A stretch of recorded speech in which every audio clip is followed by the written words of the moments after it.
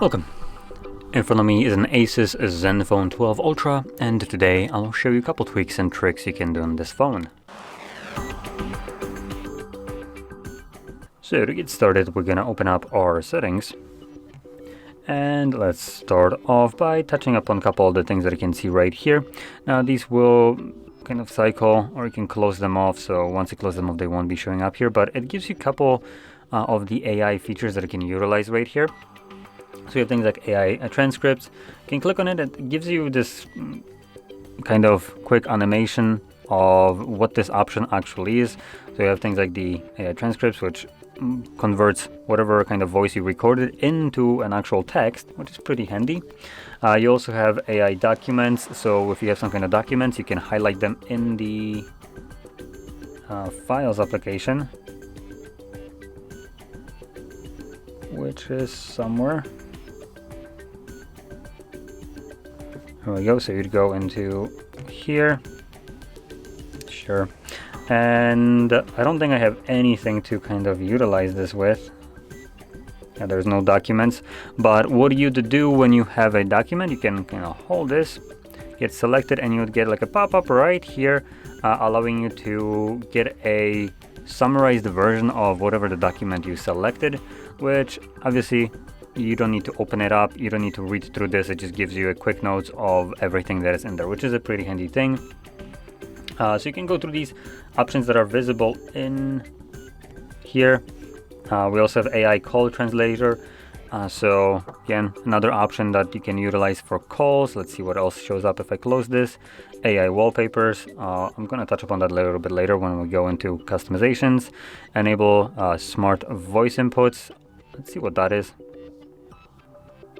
Okay, it doesn't really show much here. And I think these are just, more of a traditional options. So that's basically everything. Let's see if we can close all of this. There we go. So now let's navigate to display. And here we can start off with Splendid, which is just basically an option for selecting the saturation of your display. Now we have the optimal, natural, cinematic, standard, and customized. So you can go through each one of them, and you have a couple options or images, like default images, to go through, so you can see how it will affect it. So there is a very subtle difference in the greens right here from what I can see. Cinematic is just warmer in general, standard more bluish, and custom even more. But custom gives you more of a control over the actual like colors and stuff. So you can go over these, select whichever one you want. I am pretty sure there used to be a more kind of like professional profile, but it looks like that's been ditched right here on the newest phone, so it's a bit disappointing. Now if we go back to the settings, display setting, and scroll a little bit further down, we'll have things like the refresh rate. Now for the majority of the people, I would recommend just keeping it at auto. This will give you what could basically be considered as the best kind of experience. So auto allows the device to run up to 120 Hz refresh rate, and when there's nothing happening on the display, because this is an LTPO OLED right here, it will drop the refresh rate of the screen, for instance like right now, to 1 frame per second. There's nothing moving, so you can't really tell that it's at 1 frame instead of 120. So for instance right now, when I start moving it, it will automatically switch to 120. And then the moment it stops moving, it just reduces that refresh rate by 120 times to preserve as much battery as it can. So that's why this option is best for majority of the people. But for the selected few that don't really care or see much of a difference between 120 and 60, you might be interested in setting it to 60. This will still run the display at up to 60 frames and lower it down to 1 when obviously there's nothing happening on the screen, like again right now. But like I said, for the most part, auto will be the go-to option. Now, next option will be the I'm actually going to talk about this one. something that I can't really tell, but if you are affected by this, this might be an interesting option for you. So low brightness anti-flicker, this basically just tries to reduce the flickering of the display, which you might actually be able to see right now on the camera with this being enabled. Oh no, just normal. So you might be interested in this option. If you're affected by it, if you see some kind of like weirdness, your eyes get a little bit more tired than you're used to with the low brightness mode on your phone, you might want to turn that on. You might not even see this really, but you might feel the effects. So if you, like I said, experience that your eyes are getting tired, maybe you're getting headaches and stuff like that from using your device, it could be that you're perceiving the flickering of the display and it is affecting you, but you might not be like actually seeing it all through to actually be noticing it, or obviously you might actually notice it, and in this case you might want to just toggle that on. I don't really suffer from this, so I can't really tell if it even works or not, so take that grain of salt how that works, as I have no way of seeing this kind of effect. Now anyway, I also want to point out that what you've seen when the screen dimmed, it's mismatched between the camera refresh rate that I'm recording with and the screen refresh rate. So this is a little bit different, and I'm gonna just wait a moment for it to again happen. So any kind of even flickering that I can see right now on this phone on the camera, this is something that I cannot perceive, and it is primarily to do with the camera refresh rate being mismatched.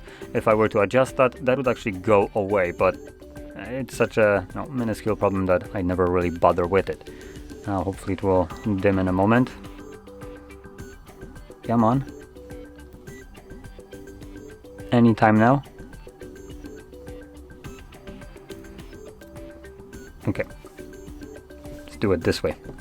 So it's 15 seconds right now, which again, that can actually, also one thing that I'm going to point out, you can change the screen timeout right here. So right now I set it to 15 seconds. 15 seconds later, there we go, you can see this flickering now pretty severely.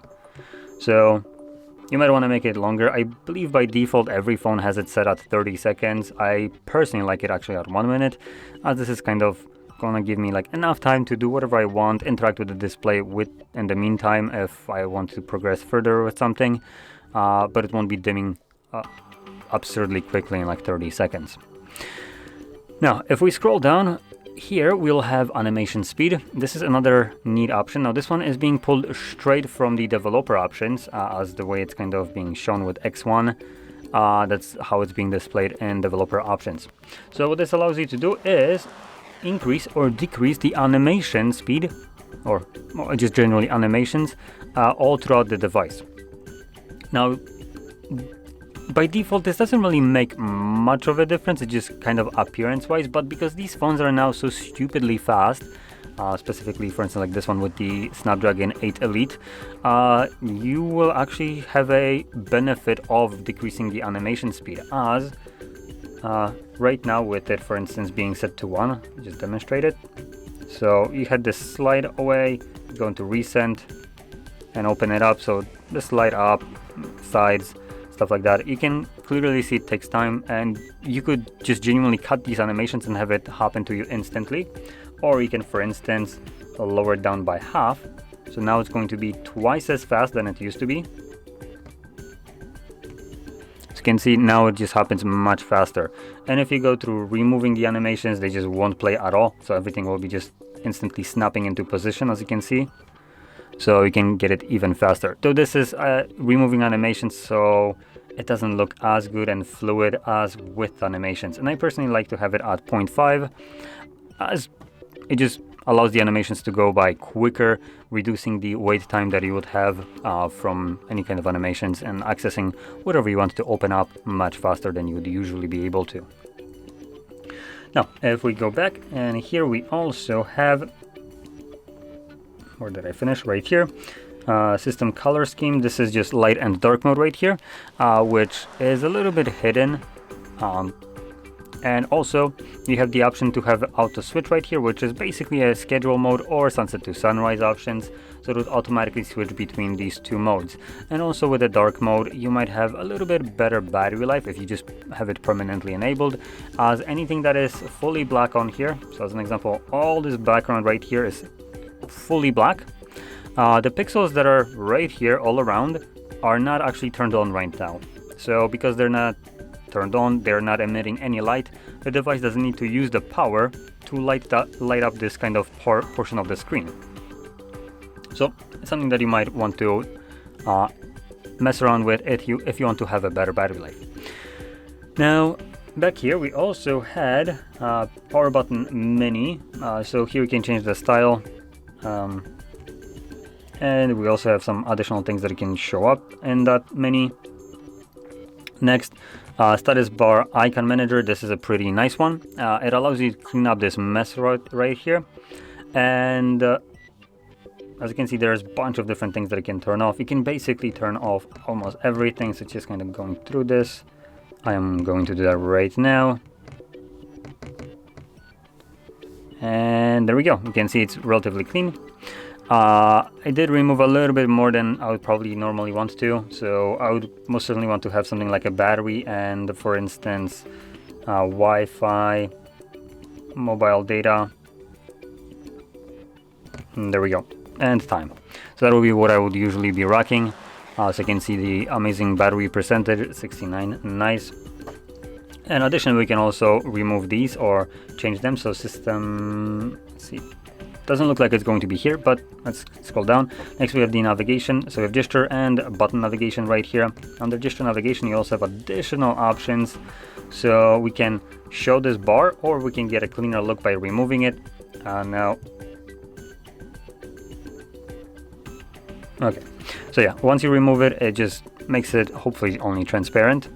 And let's see if we also have this. We do have the voice assistant, which we can't turn off from here for some reason, which is right here. So swipe to open Google Assistant. You can turn that off if you don't like this kind of swiping from a side to basically get your assistant open.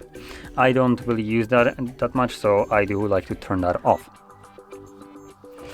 Now let's go back to main settings page, and I am going to look now for notifications. I think it's going to be easier to search.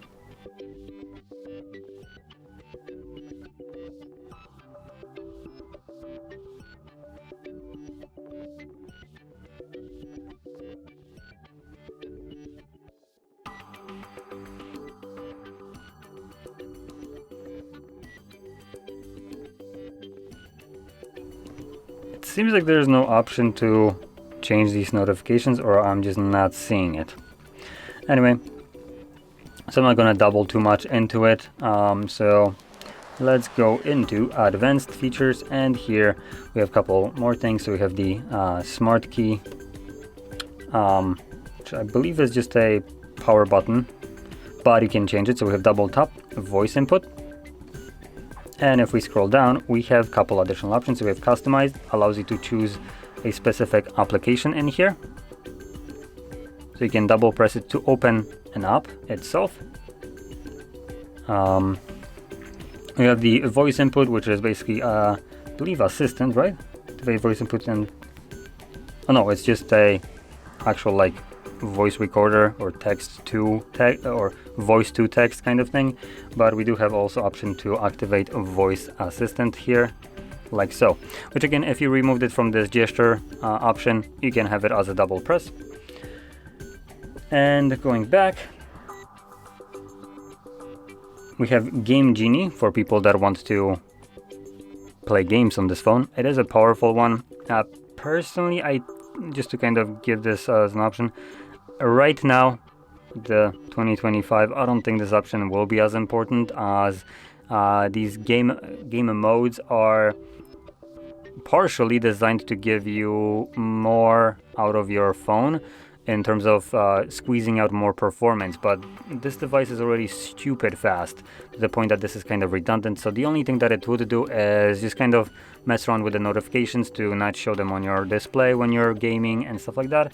But all the benefit of like performance that you'd gain from it, it would be unperceivable, as this device, like I said, it's already stupid fast to the point that these right now will be absolutely useless. Now, 3 years in the future, 5 years into the future, this might be more beneficial when games get even more demanding. Then you might actually have a better benefit off of this outside of just the notifications and just how it interacts with any kind of notifications and interruptions while you're gaming.